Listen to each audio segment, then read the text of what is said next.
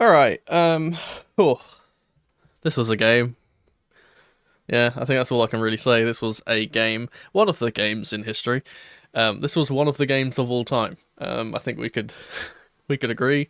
Let me do my routine checks and then we'll get into talking about this game. And I'm not going to be talking about this too much. I don't really want to spend too much energy on this game as a whole. But yeah, let me just quickly do my checks. Pause that. Let's get my chat out. And yes, I'm a little bit early than I usually am because it's very late and I don't want to stay up too long. And yeah, again, I just don't really want to talk about this game, if I'm being honest. So yeah, alright, cool. Get that out, get that out. So, Newcastle 2, Chelsea 0, and as I said, I'm not going to get too upset about this result. I'm not going to get angry at this result because I think it was clear from the start that the manager did not care about this game, the players did not care about this game, and because of that, I don't think that I should care about this game, and I don't think that us as supporters should really put much emotion into this. Welcome him. Yeah, precisely. I don't think we really cared. I think we've got bigger fish to fry in terms of excuse me. In terms of United coming up, in terms of us trying to compete for the Conference League and for the top four in the Premier League, I really don't think that this cup was at the top of our priority list. And for Newcastle, you could very much tell because of the side that they put out that this was one of their priorities, is to go far into this competition. And obviously because they are a team that hasn't won a major trophy in such a long time, and even a lesser cup like this, even though it is still a major trophy, they would value that more than we would. But yeah, we'll get into the episode here. As I said, I'm just going to kind of rattle off the points. I'm not going to be streaming for too long today. As I said, I don't want to really waste my time on this match. I kind of think that we should just move on. But yeah, let me hit the intro and then let's get into the Feeling Blue. Lads, lasses, and the rest of the masses, welcome back to the channel. I'm Mono from Mono CFC, and welcome to Season 2 of Feeling Blue. Let's go. Alright, welcome to Feeling Blue, and as always, I've got my lucky number of 7 points. We're going to go from the goods to the bads, and, well, goods to the mediums to the bads, and then finish off by letting you guys vote for the true blue in the poll, which, to be honest, there's not very many options there, so there we go. I've just noticed that the screen is not aligned properly. That's weird. Why is it doing that? There we go. Let's get that right. Right, so I think the way that we're going to kind of talk about this game, because as I said, it was clear that we didn't really care. The players didn't care, the manager didn't care, and I don't really care. So the way that I'm going to kind of do this is I'm going to put all of the players that I think were good in the good box immediately, and then let's just talk about the rest of this. So, because I think that this game was a clear case of some players that wanted to play, and then the rest of them. So let's talk about the players that are going in the good here, and I'm going to be putting in 3 players, and it's Mudryk, Madueke, and Kukureya. These are the only 3 players that I believe can truly come off of the pitch today with their heads held high, and someone that they can actually kind of go, hey, you know what? I did well today. I made a good impression today. Everyone else, no, absolutely not. Absolutely not. It's just horrific how everyone else kind of performed. And at least what I like to see from these 3, and the reason why I kind of highlight them specifically, I do think Vega, again, was another player that played well. But the reason why I'm highlighting these 3 specifically is because they actually put effort in. They actually cared. They actually tried. We saw Madueke, especially when he came on, he actually tried to affect things. I don't know why he was the only substitute that came on. Again, I'm assuming Enzo Fernandez just doesn't really care about this competition and he didn't really want to waste the legs of anyone else. Obviously, we might have seen a slightly different team if it weren't for a certain absentee that we had, which I will talk about in a little bit. But yeah, Mudryk, I think everything that went well through this game came through Mudryk, especially in the first half. Every time he got the ball, something happened. In the second half, we started actually passing it to him more, and we actually started playing well in the first, I would say the first 25 minutes of the first half, or the second half rather.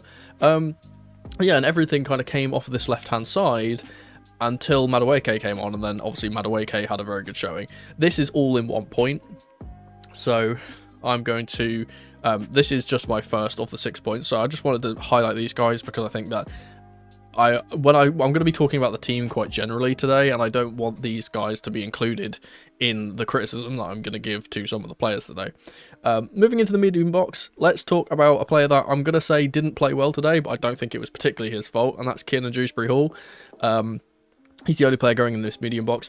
He was utterly dross today, like genuinely. He did not put up a good performance, but I'm not going to blame him too much because why the hell is he playing on the right wing? I really don't know, if I'm being quite honest. I know that, obviously, again, we're rotating players, and again, as I said earlier, we had a clear absentee of Jadon Sancho, who was not in the, the squad because of illness, right? So he's obviously been shoehorned into this role, and it kind of makes me sad because it's like, if you're going to bring on Noni anyway, why not just play him from the start? If he gets tired towards the end of the game, once we're already ahead, then we can bring Kiernan on and then rest him that way. I'm really not sure why he didn't start. I'm not sure why we didn't give the opportunity to a youngster like George, for example. He could have definitely played today. It's in the cup. And obviously, again, we really didn't care about this competition, so I'm not really sure why we decided to play a first teamer when we could have clearly played a youth player there. This was just a weird decision for me, but yeah, he wasn't very, very good today. And that's just a matter of fact. Let's move into the bads, because again, I'm going to kind of rattle things off. The first player I'm going to be putting in here is a player that I genuinely think is starting to show this every single game, and he's been covering this up by getting goal contributions every single time he's played, and it's Christopher Nkunku.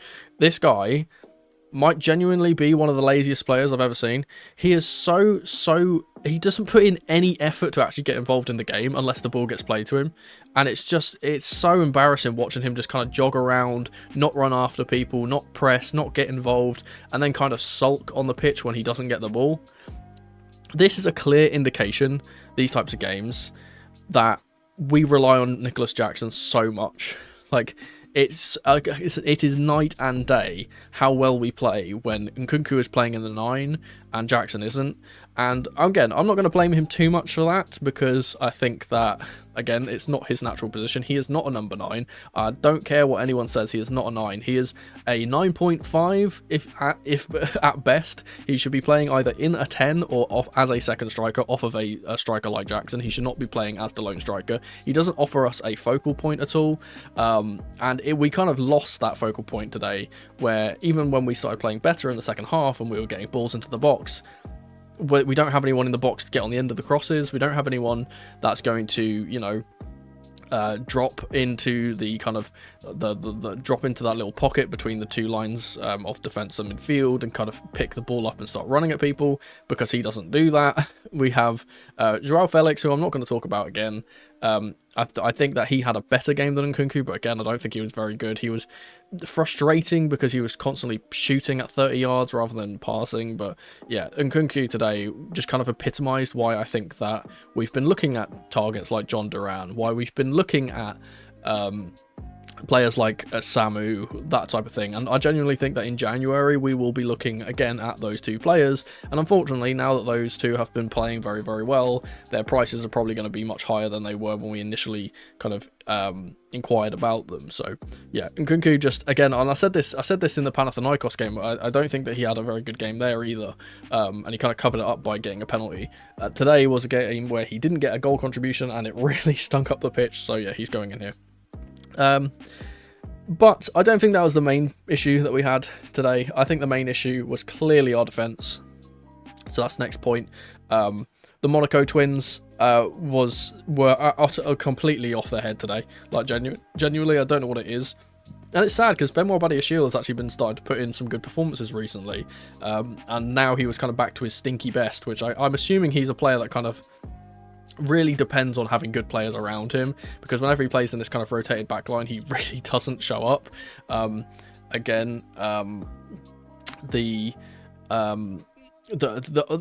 three of the defenders, really, Tosin can be lumped in there as well. They just weren't up for it today, but I don't really single out Tosin as much because I don't think he played as worse as the other two.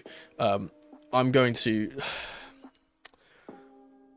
Look, hang on. I'm just gonna hide your messages, man. Like, listen, if you want my advice, don't go into other people's streams, don't go into other content creators' channels and start spamming your own stuff. If you want to do that, then take it somewhere else, because you're not going to be here. I'm sorry, just don't do that. Anyway, less of that. But yeah, the defence today was just horrendous, and I spoke about this in my preview. I said that the only thing that was really going to undo us in this game, I believed, was defensive mistakes and defensive lapses, and that's kind of what we saw here today, where it was just 2 moments of just complete utter switching off. The second one is more atrocious to me, that they have a quick free kick that we don't react to. They put the ball in the box, and despite us having 3 centre-backs that are all about 6'4" in the box, no one gets to the ball.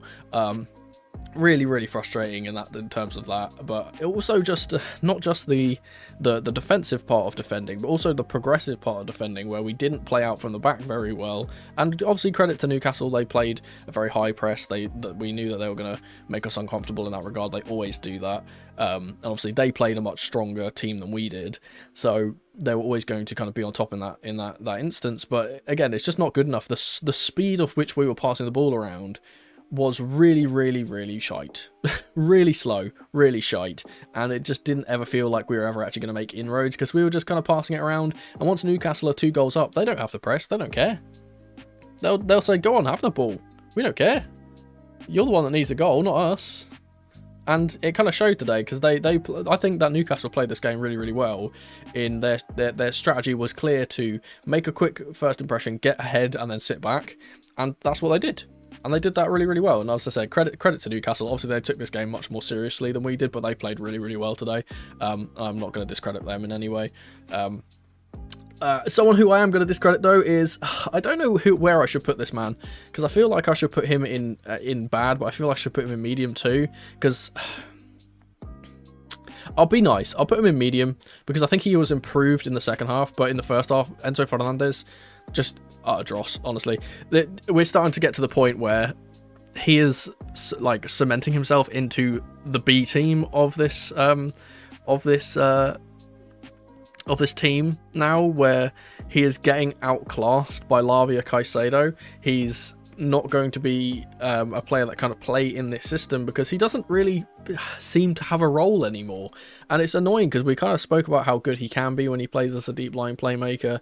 In this game, he was playing a mixture of the two, kind of. He was playing as a 6 at times, but also kind of playing as an 8 at times, with Vega being the man to kind of stay back. And yeah, it just doesn't really suit him playing like that, and we didn't really get to see the best of him. And against a team like Newcastle, where I said this in my preview, I said that I didn't actually say this in my preview. I said this in reply to someone in the comments of my preview, who basically asked whether I thought that the physicality of Newcastle's team would cause us issues. And I said to them, I said, Newcastle's physicality will cause issues for any team anyway, but especially us when we have Enzo in the middle, who's not the most physical player, who's not the speediest of players. He just gets overrun by midfielders like this, and he shows that he really, really needs a player like Caicedo, like Lavia next to him, or he just kind of doesn't do very well. This was another case of that. The only reason I'm putting him in medium is that I think that in the second half, when he was deployed a little bit deeper and was able to get his head up and pick passes out, I think he was a bit better. I think it would be harsh to put him in bad, but yeah, maybe that's just me being a little tiny bit biased towards him, I'm not sure. Let's go to another bad here, and it's going to be for Enzo Maresca, because a few things he did today just annoyed me. Again, the first things first I'm going to say is that he obviously did not care about this competition. And yeah, maybe that's kind of okay. We don't really care about this competition, but this is Chelsea. We should be competing for every cup. We should be competing for everything. We should be going into every game with the idea that we should be winning. I don't think he came into this game really caring about us winning. Again, the decision to play Keane and Dewsbury Hall on the right wing was an odd one. The decision to only make one substitution with Madueke coming on was an odd one. And in general, it's just... I feel like this was a game where once we saw the start of the second half and we saw that we were kind of on top and we were able to create chances, that was the moment where he should have snapped into gear and been like, you know what, we can actually get back into this game. Let's put on the big hitters. Let's put Jackson on. Let's put Palmer on. Let's see if we can actually make a game of this. And yeah, maybe he's prioritizing the United match, which is a huge match in the league, and obviously the league is more important to us than this competition. But it's still kind of annoying to see. Yeah. I mean, in terms of the bench, I don't really care for the bench that much. I do think that it's kind of upsetting not to see more youth on the bench in these cup competitions, but yeah, I digress. I'm not going to complain about bench players when it was clear that we were rotating players for fitness. And as I said, it was clear that we just really didn't care for this game very much. That's the 6th point. The 7th point, and I don't like... This is going to sound funny because I'm going to be putting something in the medium box, and I don't think I've ever put these in any other box other than bad when I do these. And it's for the referees. I think overall the referee had a pretty good game. Chris Kavanagh, I think he had a pretty decent game today, but there were 2 major decisions that went against us that probably could have changed the outcome of the game. I'm not going to say that it's the reason we lost. The reason we lost was just because we were fucking terrible. I'm not making this as an excuse, but it was kind of sad to see Anthony Gordon not get a red card. It was kind of a shame to see Noni Madueke being fouled in the box, not being given as a penalty, and I do think that if we had VAR in this game, which we don't have for some reason, I really don't understand that. With us not having VAR, I think if we had VAR, both of these decisions would have been checked, and both of them would have been given, and they weren't. And yeah, I guess you can't really blame human error too much for that when they're not assisted by the referees. This is more of a complaint about the actual setup of these games. I think that we're in a Premier League stadium, we're at St James's Park, it's between 2 Premier League sides. Why is there not VAR? I understand it if it's a lower round of the competition and it's a lower league side, or you're at like the home ground of a lower league side or something like that, and they don't have the facilities for VAR. But in a Premier League setting like this, we absolutely do, and it's very, very weird for us to not have it and then to have some contentious decisions kind of go against us. But yeah, overall, I don't think the referees had that bad of a game, which is why I put them in medium. It's just those 2 kind of decisions that I pointed out, and they kind of annoyed me. But apart from that, I don't think it really would have affected the result because we just weren't good enough today. I'm going to put the poll up for you guys, so you can vote for your true blue. And yeah, there's only a few options for you to choose from today, because let's be real, there wasn't really many players that deserve to be called a true blue today. I think that there was just the 3 that I've put in the good, so those are the 3 options that you're going to have. You guys can vote for that, and whilst you do, I will have a sip of my coffee. And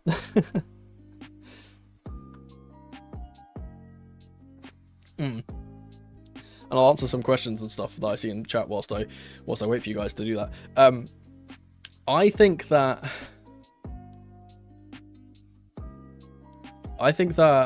oh yeah, actually, speaking of which, you said maybe it's just mentioned the Disasi push. Actually, I forgot to mention the other decision that really annoyed me was the push on Vega before their first goal. I think that's a foul. It would have been soft to disallow a goal for that, but the only reason why I'm kind of balked about it is because we see Vega get fouled in the same way later on in the game, and they give it as a foul. So I'm like, why is it not giving us a foul for us? But again, I'm not going to complain too much about referees today. I don't think that's the reason we lost. One thing I will say is someone's just said you'd rather win this cup than the conference. Absolutely not. Absolutely not. I think that's a very silly way of thinking. The Conference League, despite being a new competition and not having the most pedigree, is a much bigger deal than winning this domestic trophy. Because not only is it a European trophy and it's a European major honour, which is huge for a club like Chelsea, especially a club like Chelsea that have, out of all of the London clubs, have the most of those. But also it's an opportunity for us to create history and be the only team in world football to have every single one of the major UEFA competitions under our belts. And I think that's a really nice kind of, what's the word? Bragging right to have. Jurgensen, man, again, I think I said this last time when I was speaking about Jurgensen. I feel really bad for him. I feel really, really bad for him, because I don't think that anything that kind of happens is his fault. Like, every single goal that we concede whilst he's in net is completely down to the fact that we always rotate our players out, and the defenders in front of him are absolutely dog shit.